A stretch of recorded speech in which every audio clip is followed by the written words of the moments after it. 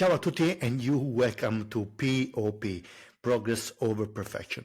In this next episode, I'm going to talk about relationship and how to build a strong relationship with Dr. Christopher Fox. Dr. Christopher Fox is a psychosexual and relationship therapist and is a European certified psychosexologist with over 30 years of experience. I think it's a very important topic.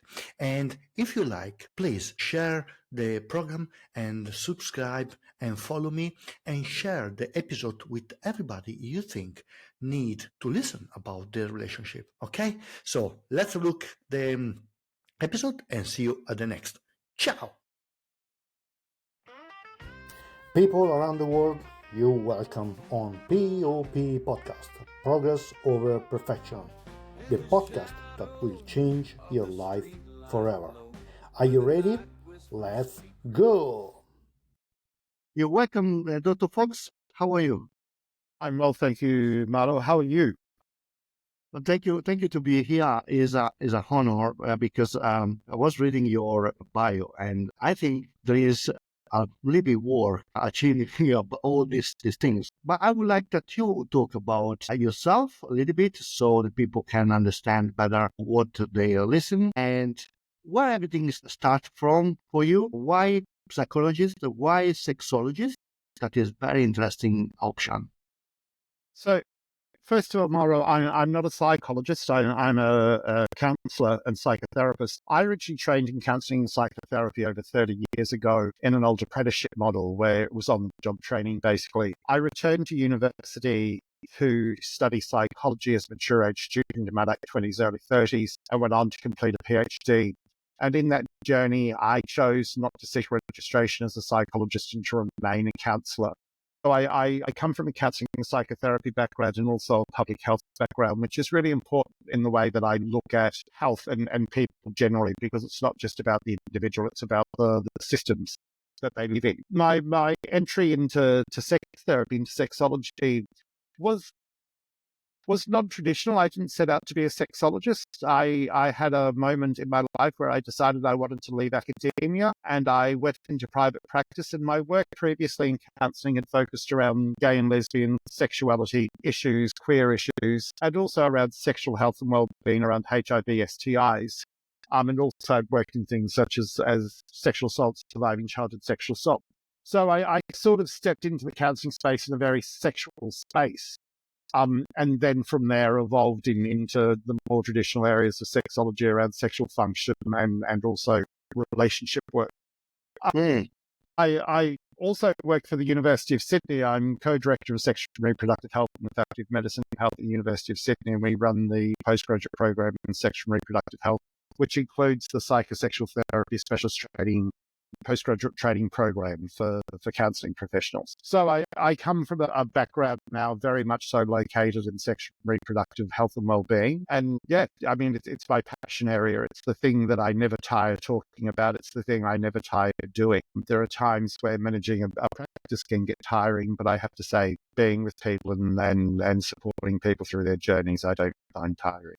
That's great. Thank you to point out the psychology and counseling. Can I ask you, what is the difference between a counselor and a psychologist? Because I think there is a lot of misconception about these two roles. And maybe you can clear up a little bit for our listeners.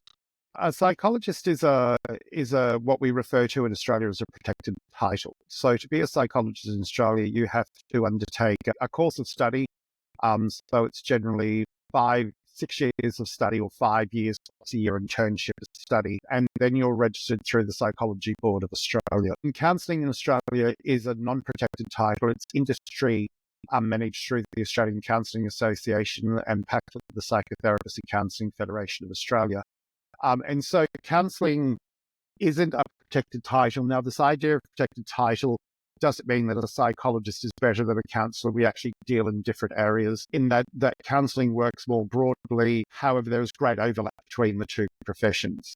But I think the big bits of the important piece of information here is that a psychologist isn't necessarily better than a counselor. There are good counselors and there are terrible counselors, and there are good psychologists and unfortunately terrible psychologists. Psychologists, though, tend to deal more with mental health issues, and particularly clinical psychologists are dealing with psychiatric and severe mental health issues. But of course, within counseling, there's different, within psychology, there are different specializations: counseling psychology, sport and exercise psychology, workplace psychology. So psychology is also a lot broader. Whereas in counseling, a counselor works specifically with psychological well-being, mental health issues. We deal with trauma, we deal with anxiety, we deal with depression. As a broad concept, there are many other areas, but we tend to do a more broader area. Okay, so you say how many years of study a counselor have to prepare themselves to be a counselor? It depends. There is qualifications at the diploma level, which is about 18 months. Yeah, most counsellors are either having a Bachelor of Counselling or a Masters of Counselling. Now, if you're looking at a Masters of Counselling, you generally have an undergraduate qualification of 3 years, 3 or 4 years, and then you have a 2-year Masters. I believe, I'm not speaking with complete authority here, but I think the majority of counsellors in Australia would have a Bachelor's qualification or a Master's qualification in counselling. So you're looking at 3 to 5 years worth of study. It's the areas of study are different to the areas of study in psychology, though. And thank you, Chris, to clarify this. I think it will be very interesting for everybody understand better what is the difference between the two. Talking with the psychologist and the counselor, and people maybe can choose in best interest what is the best fit for them. But you're here today because I read an article that you wrote few months ago about the scaffolding, the idea of scaffolding the relationship. Yes. What do you mean with scaffolding the relationship? Scaffolding the relationship. In my work, I do with relationships, not just couples, but relationship. It's people often come in and sit in front of me, and I use this little narrative, this little story to illustrate.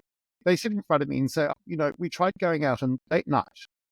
And I look at them and go, and how did that go for you? Already knowing, because chances are it didn't go well, because people think going out on date night is going to help the relationship. But if we're not used to talking, communicating, connecting, going out on date night means we're not going to communicate, talk, or connect there either. So scaffolding is that idea that, we have to build a scaffold, something to support the relationship on. And how I illustrated it in my work is I often hold a pen up for people and I say to them, what holds the scaffold? What holds the bridge up in the air? And people say foundations. It's like, correct, foundations. But what's between the foundations and that platform is scaffolding. And scaffolding, if you think of a building site, now, if on a building site, there's often scaffolding. Scaffolding is small pieces of timber, wood, bamboo. I've been in Hong Kong and on building sites, 10 stories up where it's nothing but bamboo and rope. But it's small pieces of metal or wood or brick that are glued, welded, screwed, tied together to form a super strong structure. And a relationship needs to have a super strong structure to support it. And so scaffolding are those little things that we can do that help form the super strong structure. If we're in a relationship and we're going to go out on date night, we have to scaffold the relationship. Of course, as a sexologist, as a psychosexual therapist, I deal with sexual issues. And, people come in, we're not having sex. And it's like, yes, because your relationship is a scaffold. We need this idea of doing small little things to build a super strong structure.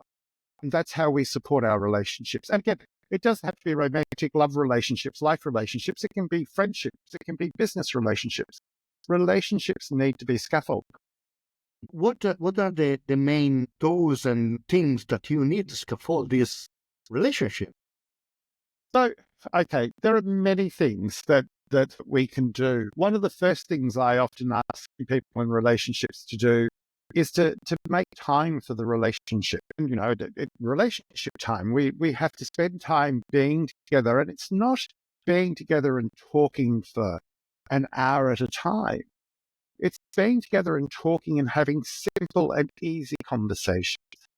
And so here I talk to people in relationships about, in relationship time, it has to be a simple conversation. Now, I'm going to take a sidestep here and just explain what a simple conversation is. A simple conversation is one where if I ask you a question, you don't have to think about the answer. Yeah. So a simple conversation is, how was your day? A simple conversation, how are you?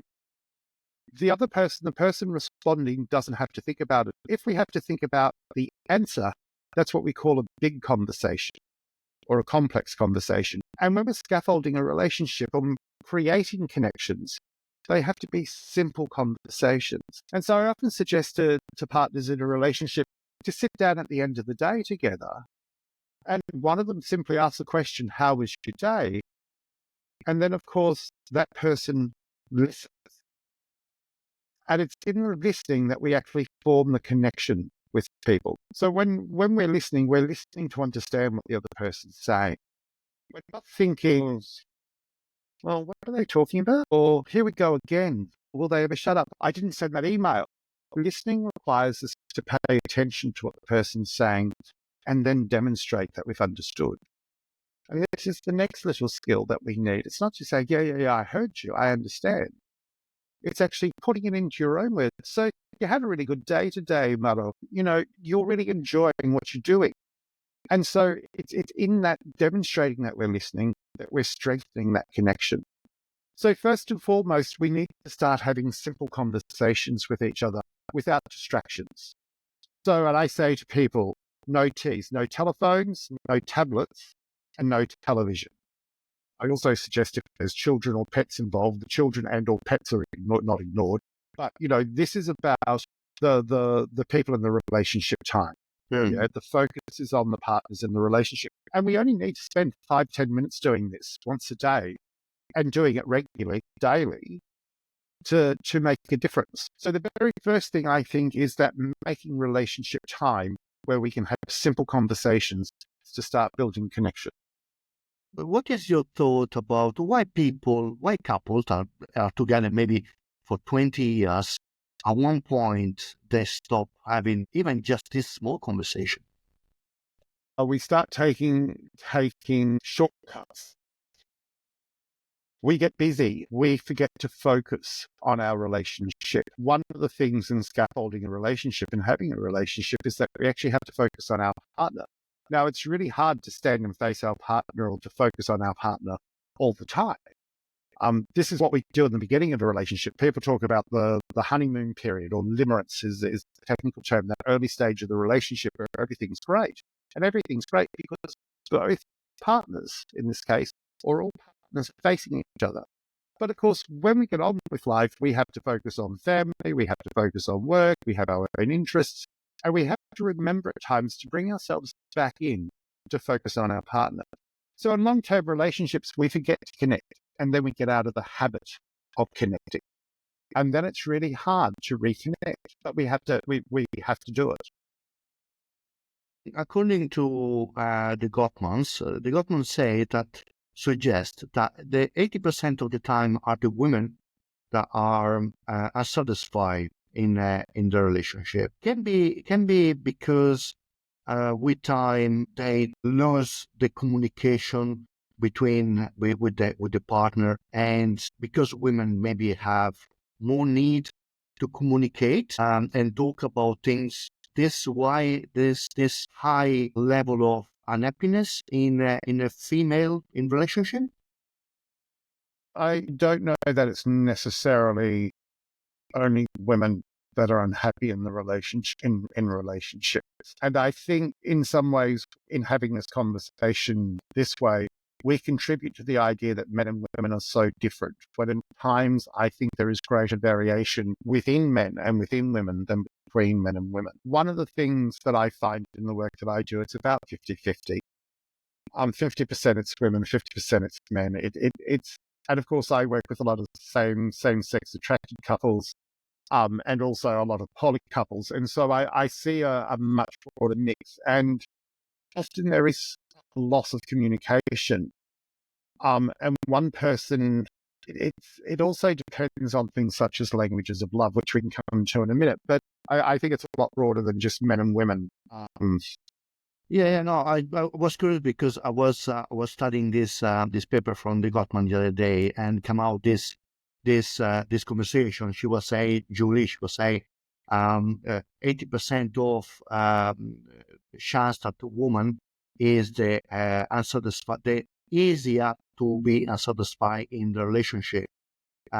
She said this is why 80% of the time who file for divorce is a woman. I was just wondering if there is a relationship between loss of, as you say, communication between the two. So for women, it's easier say yes, I'm satisfied, than the men say it, I'm satisfied. And I think, again, I'm just going to return us to, I think we're buying into the whole idea that women communicate better than men. And I think that's a cultural myth. And that, for example, the Gottmans are using American data. In Australia, we can't necessarily identify who files the divorce because we have no fault divorce.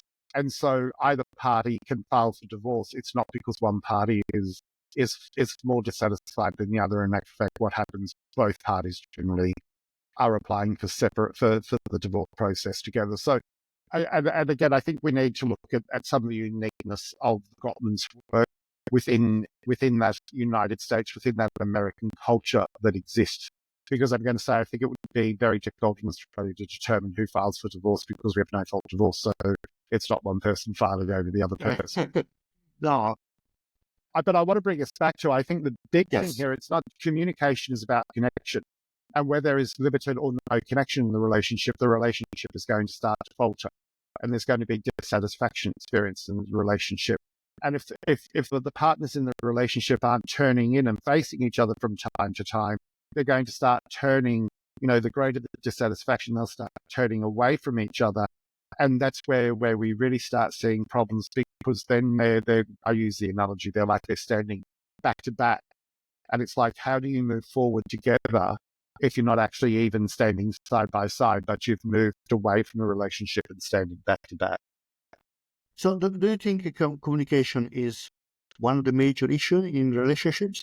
I think communication is one of the issues that needs to be addressed, and often the first issue that needs to be addressed in a relationship, because a relationship is based around communication, and doesn't really matter what the relationship is, whether it's romantic or a business relationship or a friendship, it's based around the idea of people communicating. So I think that's one of the first things, and always the first thing that I start working with. So after the communication, what we need to scaffold the relationship? What's the next step?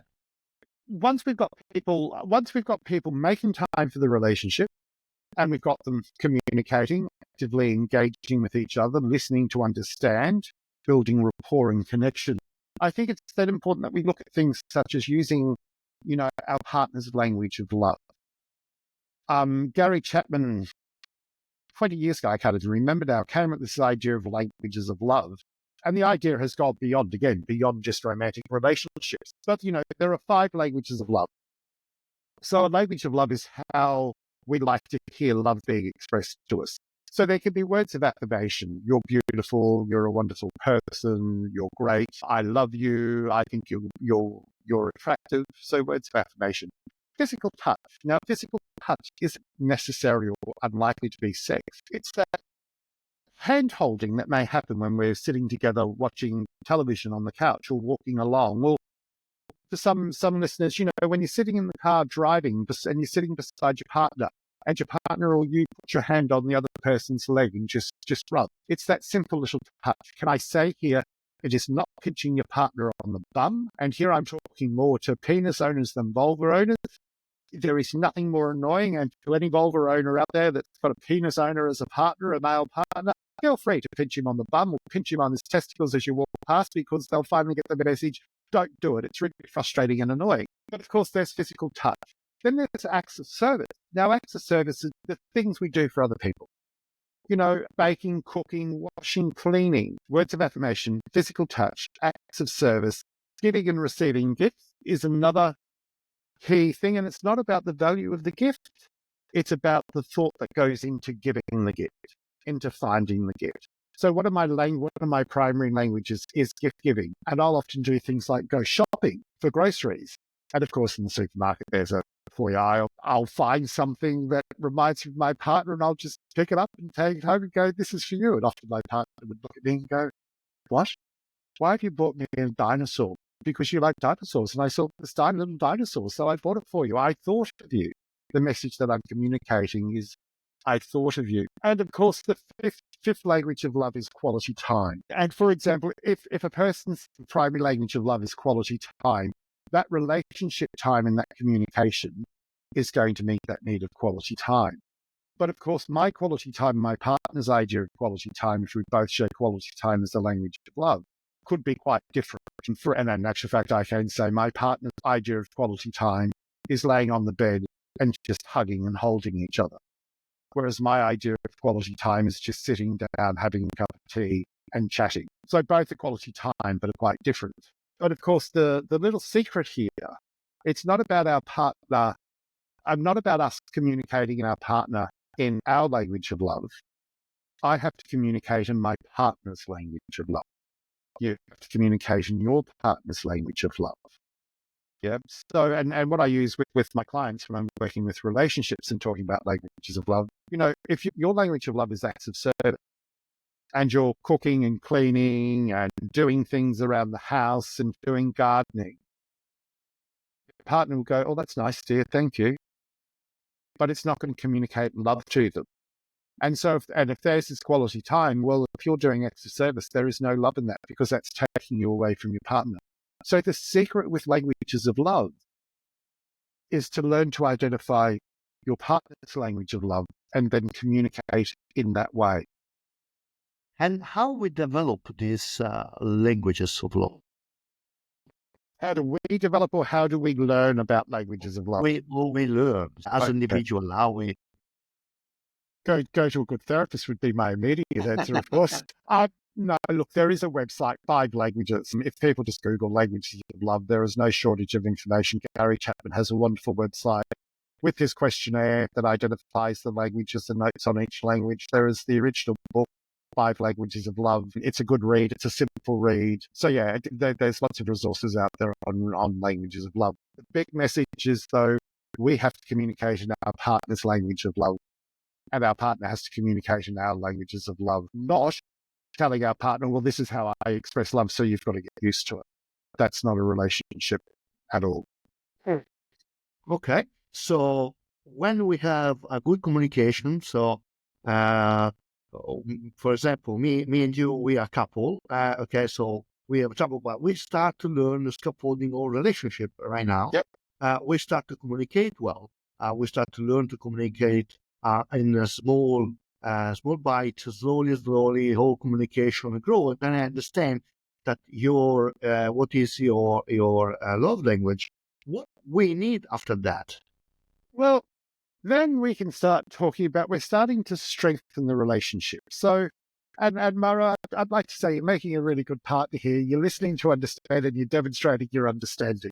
Thank you. Just remember, my language of love is giving and receiving gifts. I do like gifts, by the way. So, we've started to strengthen. We've started to scaffold the relationship. And then it's about introducing physical intimacy.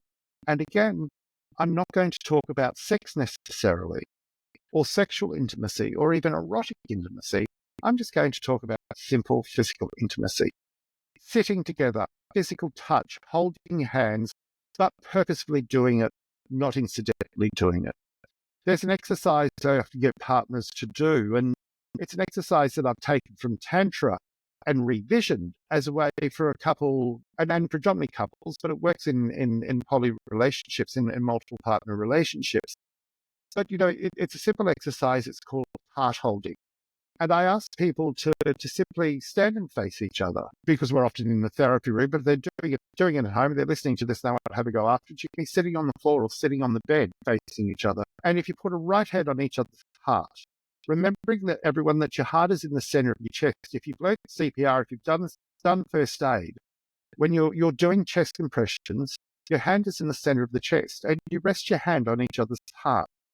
And then you gently look into each other's eyes and just spend 2 or 3 minutes grounding.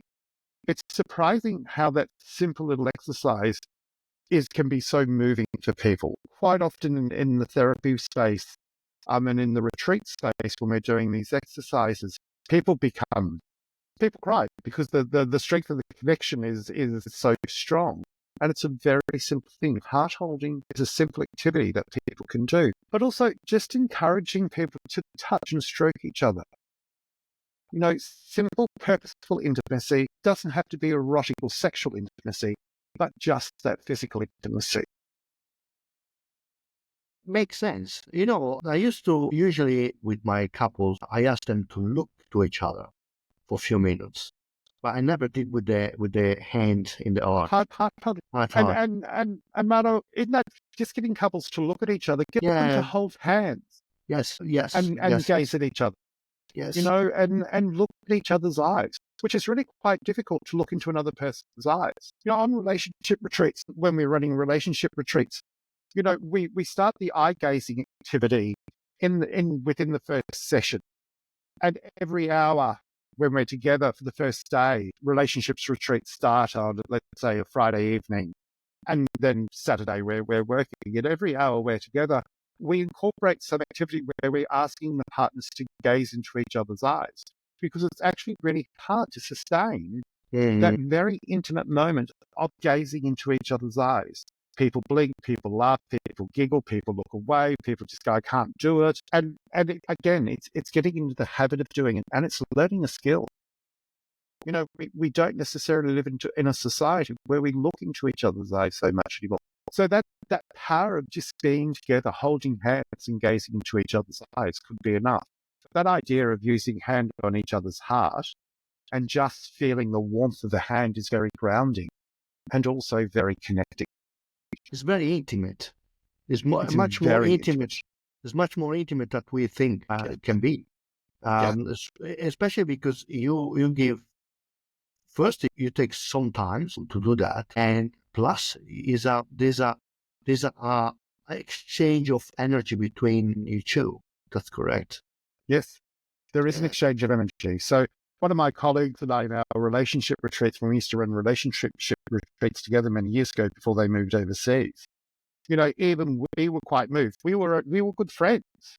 But of course, we would demonstrate to the participants the exercise of heart holding. And, the two of us were always we were moved and always surprised about how powerful that exercise was, even for us as a non-romantic sexual couple who were just two really good friends who were comfortable with each other and, a very strong connection. Well, thanks, Christopher. This was a very good insight, especially for me, because seeing all these couples sometimes have struggle to even look to each other. This can be something I can integrate in my sessions. What else we need to scaffold properly a good relationship? So there's a couple of other things I often ask partners in relationships to do. One is their greeting. So when you come home, and then this is part of making relationship time. So the arriving home partner needs to greet the at-home partner. Now, does it really matter? No, but it's, if you're coming into somebody's space or into a space that somebody is already in, we tend to approach them. And, I think it's in that act of, coming home and approaching them. And I often say to people, if you've got children who are greeting you at the door, simply put your hand out and say, stop, I'm going to greet mummy, daddy, whatever term you use for the other parent or the other person in the house, and then I'll come and give you a hug. And, I say to partners, come together and hug each other. And also kiss each other. And don't just air kiss or cheek kiss.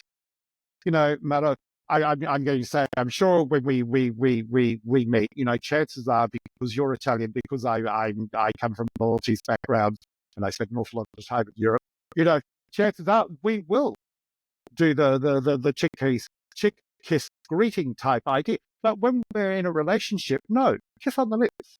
And I say to partners, hold it for 8 seconds, I think it is. I can't remember. There was a silly little research paper, a very good, but silly little research paper that said something you had to kiss for 6 or 8 seconds. Your lips had to stay together. And I just say to partners, when you kiss each other, lips together for 6 to 8 seconds, you don't have to tongue each other. It just put your lips together and hold it with meaning. So that idea of coming in and greeting your partner and hugging and sitting down and not being distracted. So when I'm talking about relationship time right at the beginning, I get them talking about how they're going to greet each other. Then I say within 10 minutes of coming home, sit down together. I say you can do a wee, you can wash your hands, but you can't sit on the toilet and do a poo. You can't have a shower because those things take too much time. This is about creating connection. Because what happens in relationships, partners come home and we feed the kids, we bath the kids, we put the kids to bed, we have our own meal, and then we sit down together. And you're tired. Yeah. Is my general response. Yeah, we're tired. Too tired to be able to connect. You need to connect earlier. That idea of that initial connection is really important. So, and the other thing I say to couples, and there is no sides in this whatsoever. This is a beautiful story from one of my best friends. Her grandparents, I think, were celebrating their 70th wedding anniversary. And, Nan and Pa, we were all the family was there. I was a family friend, but, I was part of the family. We're all there. And somebody says to Nan and Pa, how have you lasted so long? And Pa said, we always say before going to sleep, I love you. No matter how angry we are with each other, we always say, I love you. And Nan piped up and said, there are times where, I could have simply murdered Pa. But no matter what, I always said, I love you. And, I often encourage my couples to do the same thing, my people in relationships to do the same thing, to say, I love you, particularly before going to sleep. And, I was in a relationship for 14 years. And it was a habit that we got into. And what used to surprise me is that if we fell asleep without doing it, we'd actually do it in our sleep. We'd kind of come to and go, oh, sorry, I love you. Oh, I love you too. And again, I share that to reiterate the habit of doing something. But I think it's really important. And there are times where I think for my partner and I, we don't want to say, I love you. We're upset with the other person's behavior. And it's really hard. Yet, when I say I love you, I'm also reminded that I do love the person. And no matter what, I may not like some of the things my partner has done. I still love my partner, though. And so I think that's a really good thing. And I often encourage people on waking up doing the same thing. But, I go to the gym, I swim and I go to the gym. And in the mornings I'm swimming, I'm out of bed at 5:15 in the morning. My partner doesn't want me to wake at 5:15 in the morning and say, I love you, but they don't have to be out of bed until like 7 o'clock. So it's not always possible to do the morning routine. It's that idea of saying, I love you. But what if is a moment where the couple is in trouble, no? And I suggest them, because this happened with a couple, and she said, well, in the morning I don't want to wake up and kiss them because they go, well, I suggest maybe for this period of time, try to do it, because your relationship here is in line. More effort you put, especially because the partner was working very early in the morning. He was a truck driver, and he was leaving at 2 o'clock in the morning. I said, I think if you spend those 5 minutes to say I love you and kiss him before to leave, when he come back, he'll be happier to be home to see you. You don't think it's the... Mauro, Yeah. The morning is the one thing that I always leave open to negotiation. Okay. Because again, leaving for work at like 2 o'clock in the morning and waking somebody up, some people can't get back to sleep easily. Mm-hmm. I'm not a morning person.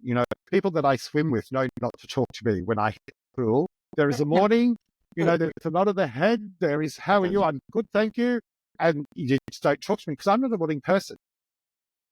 I had clients that when I used to do 9 o'clock appointments in the morning, I had clients who refused to see me at 9 o'clock because apparently I was too straight and too boundary for them, because So, and I share that just not because I'm a horrible therapist in the morning. I'm simply not a morning person. And if you're not a morning person, you're a person who has trouble getting to sleep, or you've only been asleep for 4 or 5 hours, that's really hard. But I think that before going to bed, and when both partners are awake, doing some communication around I love you. And my partner at the moment lives in another city. And so we get out of bed. I mean, they're also starting work at early in the morning because they're a pastry chef. But we often don't talk, but we will send each other messages on WhatsApp to communicate, I'm awake, I love you, things are good. But of course, we don't use the messaging to take place of connection. We talk at least once a day, and the other beautiful thing, and I'll share with the listeners something that my partner started doing, is my partner will go to not kiss the screen, but move their lips to the screen as we're saying goodbye. And I realized it was just such a beautiful act because we only see each other, a couple of days a fortnight. And so, just that simple little act of my partner moving to the screen and making a kissing action with their lips is quite a beautiful, simple little act that I've come to appreciate. And it's like I made comment one night. I said, last night you didn't move towards the screen, and I've come to realize how much that simple little act is so beautiful.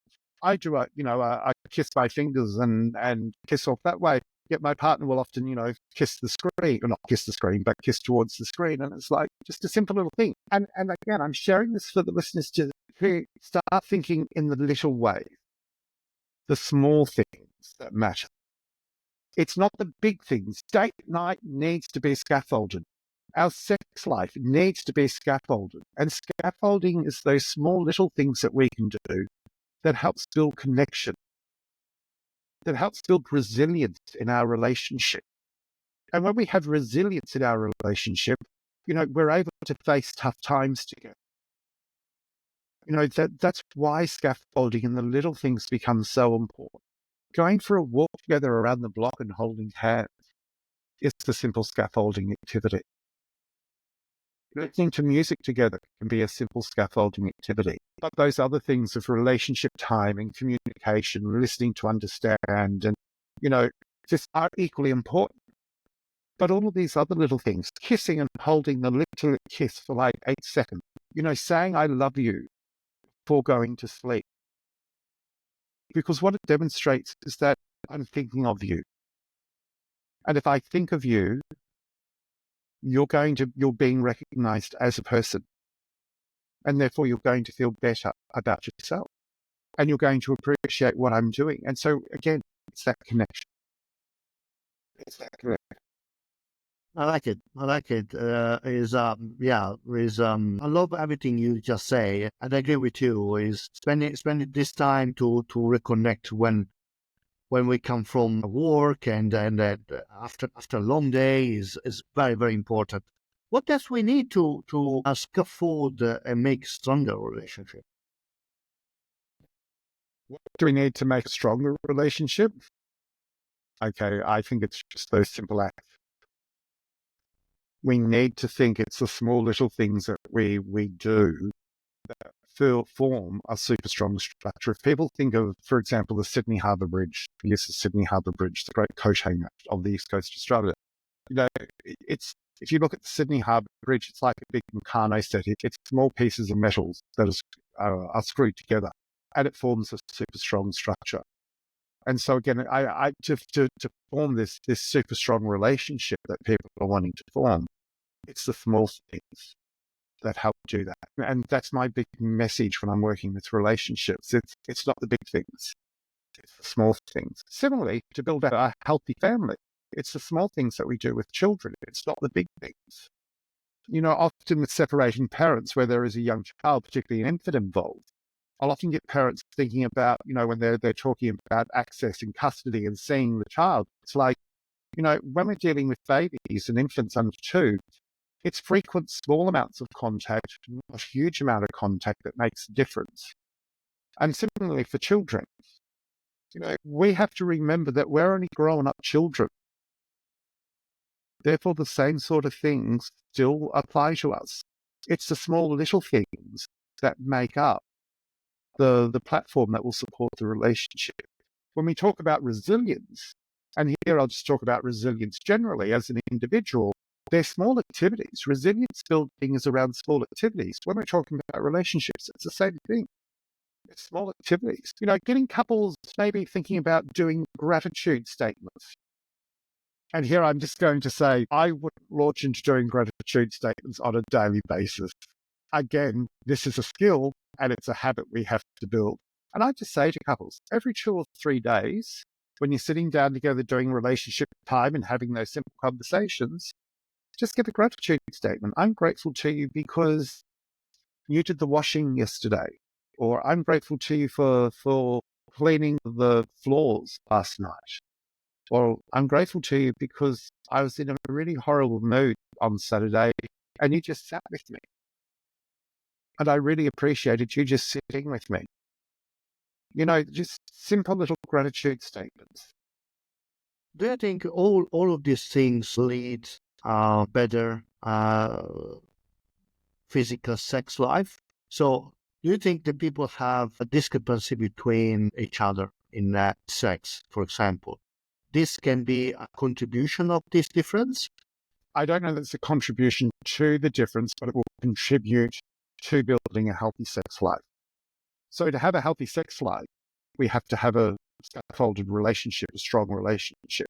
Sex doesn't just happen. And I mean, it's that idea that often we think, we start kissing and being intimate, and that's the beginning of foreplay. Well, no, foreplay can start days, hours beforehand. And to be able to have conversations about sex, we have to be able to have conversations, and having conversations about sex. I mean, I'm a sex therapist. I talk sex all the time with people, and it's never easy to talk to people about sex because, first and foremost, there's not a common language about sex. And so it really does take that skill of listening and listening to understand. When we're talking about sex, we start off scaffolding the relationship. And once we've got the relationship scaffolded, then we can start having conversations about sex. Because, again, sex is multifaceted and is often driven by what we desire. We do what we know works for us, but is that likely to work for a partner? And it's often through trial and error that we understand how things are happening. So that conversation about sex in the relationship is a lot bigger. And I'm going to say, I'm more than happy to come back. We can have another conversation about how do we talk about sex in the relationship, because I'm going to refer back to this conversation to start with. Yeah.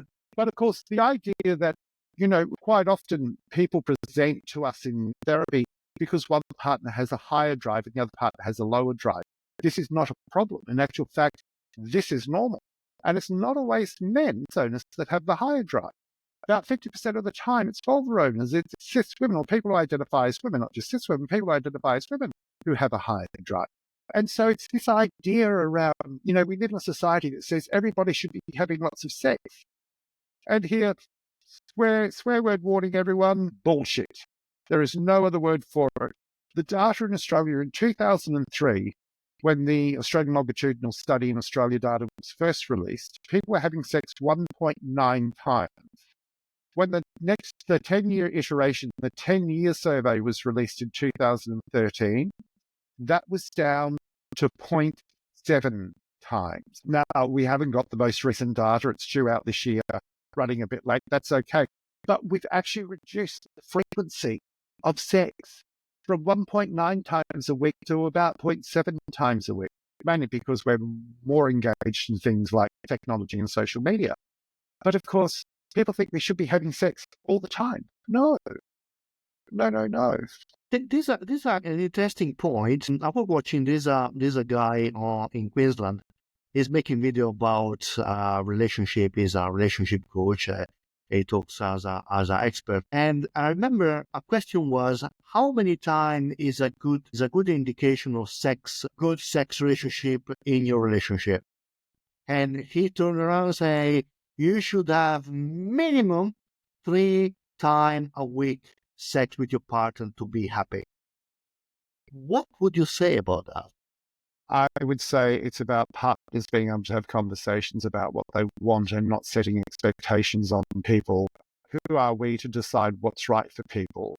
And given that, over something 80% of couples, there is what we call desire discrepancy, one person wanting sex more often than the other. I think it's about couples scaffolding and building resilience, strengthening their relationship and building resilience and being able to have conversations about sex, because sex doesn't just happen. Sex, and I use this example quite frequently. Mauro, you come home from work. No, I won't personalize it. I come home from work and I've been thinking about sex, since midday. I get home at 7 o'clock at night. That's 7 hours I've been thinking about sex. Guess what? I want to have sex. I say to my partner, "Oh, do you want to have sex tonight?" My partner looks at me and go, "No, I've had a really shit day. I'm tired. I've got to be up early in the morning. It's not going to happen." And of course, then we have a break, and we have to make time and space to sex. It doesn't mean we schedule sex. Please, listeners, do not start scheduling sex yet. All partners or all parties that are having sex have to be on the same page at the same time. And so it's not a case of just out of the blue saying, "Do you want to have sex?" Well, or even starting sex, kissing and being intimate and being sexual and erotic. It's about actually making time in our relationship where we're both ready to have sex. And I think that's one of the things that often gets missed. I would never subscribe that people have to have sex a certain number of times a week. I would be saying people have to communicate every day and people have to make time for sex. And if we're going to make time for sex, it means that we have to have a conversation about sex. To have a conversation about sex, guess what? We have to have scaffolded the relationship so we can then have conversations about sex, because that's a big conversation.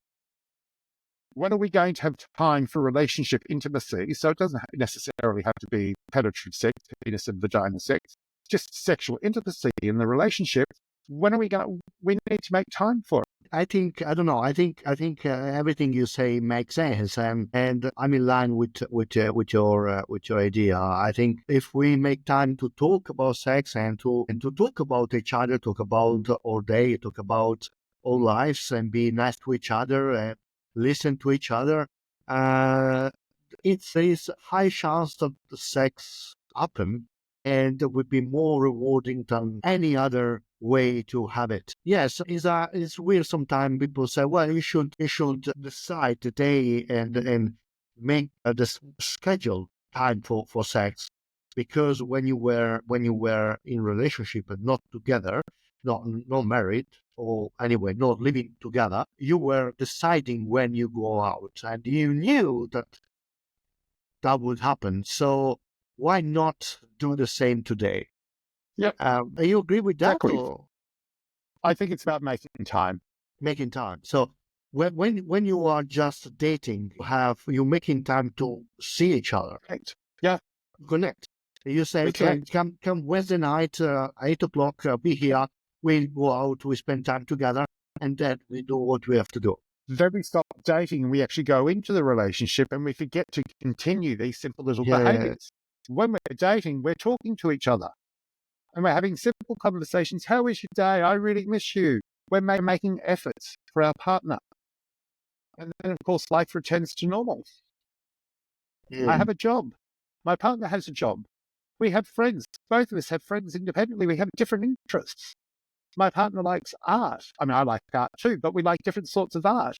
I train, I swim, 3 times a week. I go to the gym 3 times a week. I run 3 times a week. We have completely different interests. My partner will exercise with me, but won't swim with me because my partner doesn't swim. So, we therefore have to make time, like we did in the beginning of the relationship. So, and for the people you were saying, very, very interesting here, because when you talk, I look at all the job I've done. So, and we'll say when you and your partner, you have 2 very different interests in many ways. How people with so big discrepancy between interests can actually work together? Because they'll make time for each other. Our partner doesn't have to meet every one of our needs. I think that's another relationship myth, that, one person is going to meet every one of our needs. My partner's never going to swim. The most I'll get out of my partner when it comes to swimming, I do ocean swimming, and when I have ocean swimming competitions, my partner will come with me and watch me swim, and will happily sit on the beach and watch me swim. and, be there when I cross the finish line and give me a hug.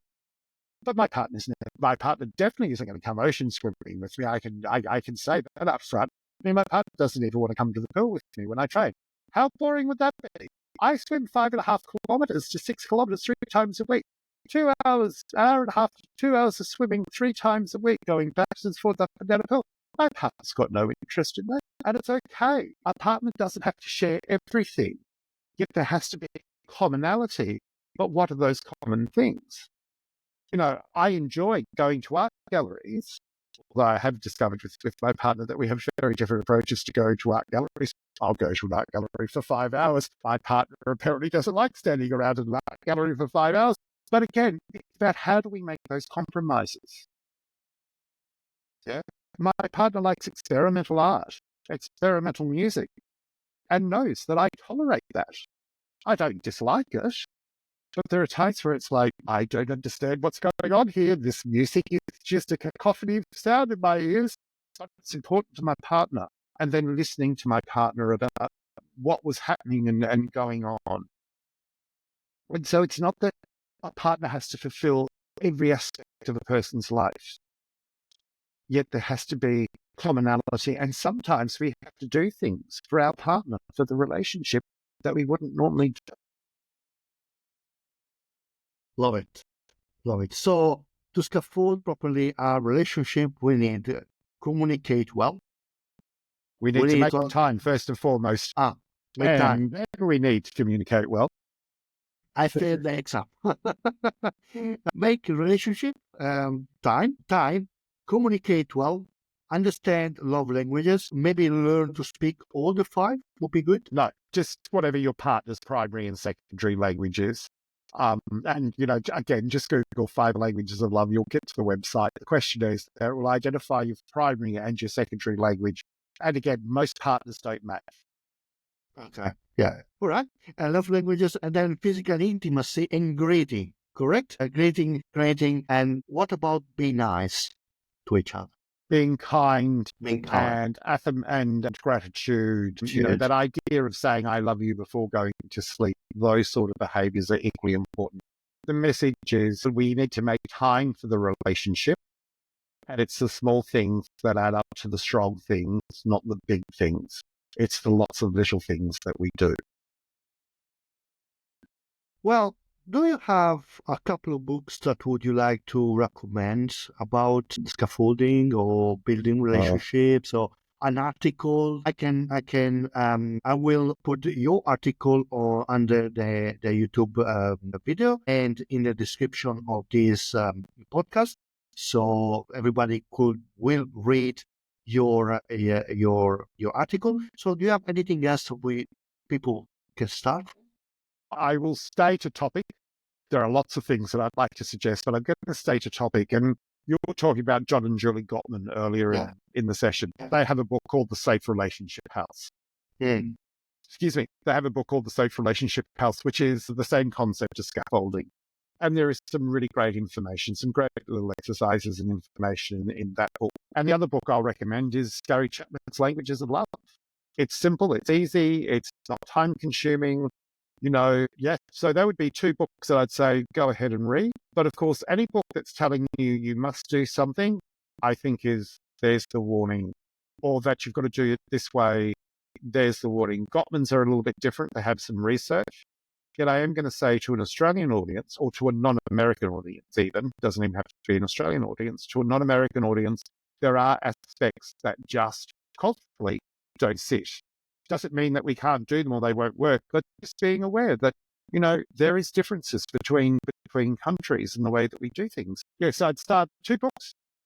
The Safe Relationship House from John and Julie from the Gottmans, and the other book would be Gary Chapman, Languages of Love. Yeah. You say right. There is difference between how they do in USA and we do things here. But the principle can be transported everywhere. Yeah, is everywhere the same. Well, thank you so much, Christopher. If someone want to work with you or want to connect with you, know you a little bit more, where they can find you? So if people are wanting to talk with me about doing relationship work or some individual work with them, they go to my website, sexlifetherapy.com.au, and they'll be able to reach out and make contact with us there. We have offices in Melbourne and Sydney, and of course, all of our therapists are available for telehealth Zoom sessions as well. And we also work internationally. So we're available for people if they want to make contact.